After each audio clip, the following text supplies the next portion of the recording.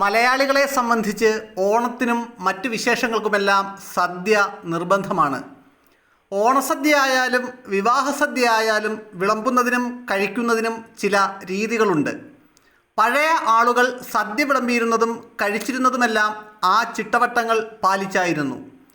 തലമുറ കൈമാറി സദ്യ നാം ഇപ്പോഴും വിളമ്പുകയും കഴിക്കുകയും ചെയ്യുന്നുണ്ടെങ്കിലും സദ്യ എങ്ങനെ വിളമ്പണമെന്നോ കറികൾ എവിടെയാണ് വിളമ്പേണ്ടതെന്നോ സദ്യ എങ്ങനെ കഴിക്കണമെന്നോ നമ്മളിൽ പലർക്കും ഇന്നും അറിയില്ല.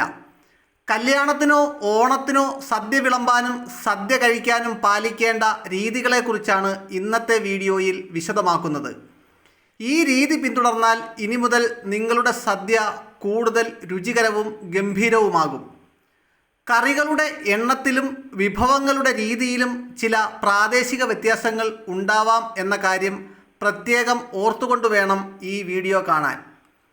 നന്നായി കഴുകിയ തൂശനിലയാണ് സദ്യ വിളമ്പാനായി ഉപയോഗിക്കേണ്ടത്. ഇലയുടെ തുമ്പ് ഉണ്ണാനിരിക്കുന്ന ആളുടെ ഇടതുവശത്തായിരിക്കണം. ഇലയുടെ ഇടതുവശത്ത് നിന്നാണ് കറികൾ വിളമ്പി തുടങ്ങേണ്ടത്. ചിപ്സ്, ശർക്കര വരട്ടി എന്നിവ ഇലയുടെ ഇടത്തെ മൂലയിൽ വിളമ്പും. പപ്പടവും ഇവിടെ തന്നെയാണ് വെക്കേണ്ടത്. പരിപ്പുവട, എള്ളുണ്ട, അരിയുണ്ട എന്നിവയും ചിലയിടങ്ങളിൽ വിളമ്പാറുണ്ട്. ഇടതുവശത്തു തന്നെയാണ് പഴത്തിൻ്റെ സ്ഥാനവും. ഞാലിപ്പൂവൻ പഴമാണ് പൊതുവെ സദ്യകളിൽ ഉപയോഗിക്കാറുള്ളത്. ഇടത്തെ മൂലയിൽ മുകളിലായി ഇഞ്ചിക്കറിയും അച്ചാറുകളും വിളമ്പും. തുടർന്ന് കിച്ചടി, പച്ചടി, മധുരക്കറി, അവിയൽ, തോരൻ, കൂട്ടുകറി, എരിശ്ശേരി, ഓലൻ എന്നിവയും വിളമ്പുന്നു. കാളൻ വലത്തെ അറ്റത്താണ് വിളമ്പുക. കറികളുടെ നടുവിലാണ് അവിയലിൻ്റെ സ്ഥാനം. കറിയെല്ലാം വിളമ്പി പൂർത്തിയായാൽ സദ്യ കഴിക്കാനായി ഇരിക്കാം. അതായത് കറികൾ വിളമ്പുന്നതിന് മുന്നേ ആളുകൾക്ക് ഇലയുടെ മുന്നിൽ ഇരിക്കാൻ അനുവാദമില്ല. പ്രത്യേകിച്ചെന്തെങ്കിലും ദോഷമുണ്ടായിട്ടല്ല കേട്ടോ. നല്ല വസ്ത്രങ്ങളിൽ കറികൾ തെറിച്ചു വീഴാൻ സാധ്യതയുള്ളതിനാലാണ് കറികൾ വിളമ്പും മുമ്പ് ആളിരിക്കരുത് എന്ന് പഴമക്കാർ പറയുന്നത്.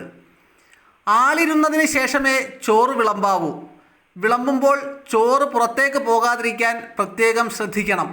അതിനായി കഴിക്കാനിരിക്കുന്ന ആൾ തൻ്റെ വശത്തുള്ള ഇലയുടെ തുമ്പ് അല്പം ഉയർത്തിപ്പിടിക്കണം. വിളമ്പിയ ചോറിനെ രണ്ടായി പകുത്തു വെക്കുകയാണ് ആദ്യം ചെയ്യേണ്ടത്. വലതുവശത്തുള്ള ചോറിൽ പരിപ്പും നെയ്യും പപ്പടവും ചേർത്ത് പൊടിച്ച് കഴിച്ചു തുടങ്ങാം. കിച്ചടിയാവും ഇതിനൊപ്പം കഴിക്കേണ്ടത്. പിന്നെ സാമ്പാർ എത്തും.